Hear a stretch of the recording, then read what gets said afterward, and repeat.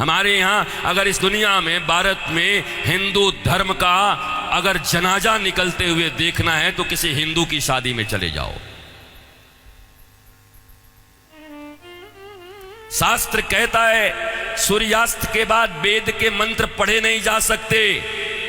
तुम राक्षसों की तरह अर्धरात्रि में विवाह कर रहे हो।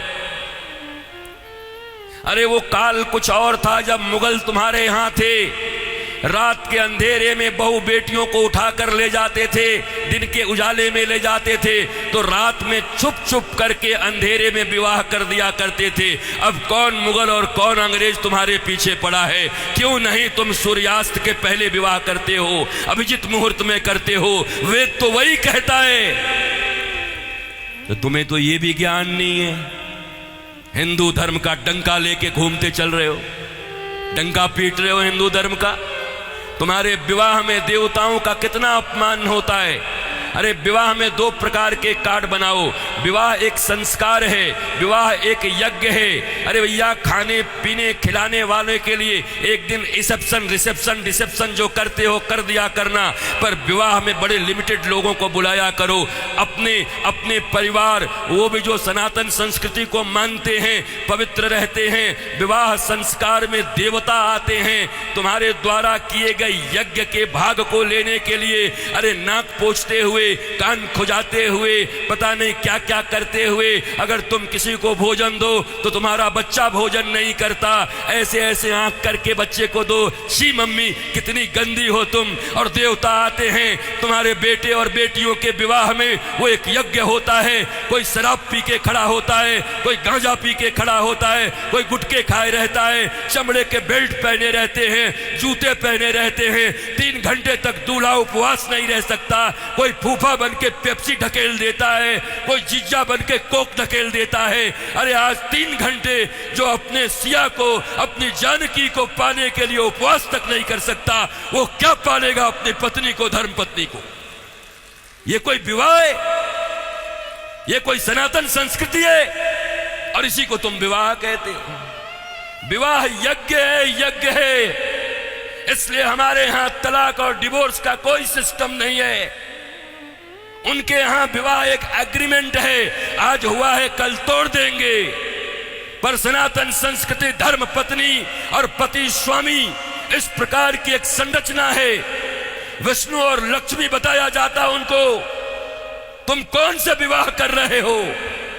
अंग्रेजों के पिट्ठुओं, अंग्रेजों के गुलाम बड़े बन गए हो।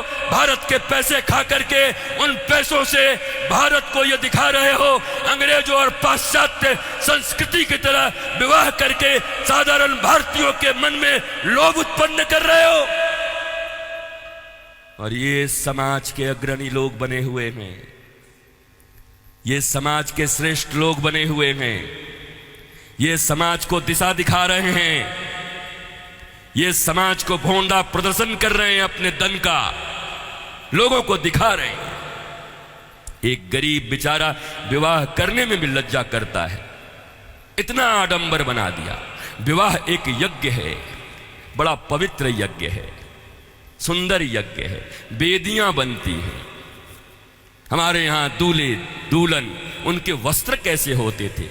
देखो आज के 50 साल पहले ही देखो ना, 50 साल पहले के फिल्म देख लो बॉलीवुड में, तो समझ जाओगे कैसे वस्त्र पहन करके विवाह करता हमारे यहाँ पर। क्योंकि बॉलीवुड भी या सिनेमा भी समाज का दर्पण होता है। और अब बदले हुए बॉलीवुड को देख लो कि अब कैसे विवाह करते हो। हमारे विवाह में हमारे वस्त्र, हमारे परिधान, फिर लेन देन इतना तो बनता है। 5 साड़ी तो बनती है, 21 साड़ी लगेगी ननद की। अरे कौन से ग्रंथ में लिखा है? कोई माई का लाल भारतवर्ष में किसी शास्त्र में मुझे दिखाए?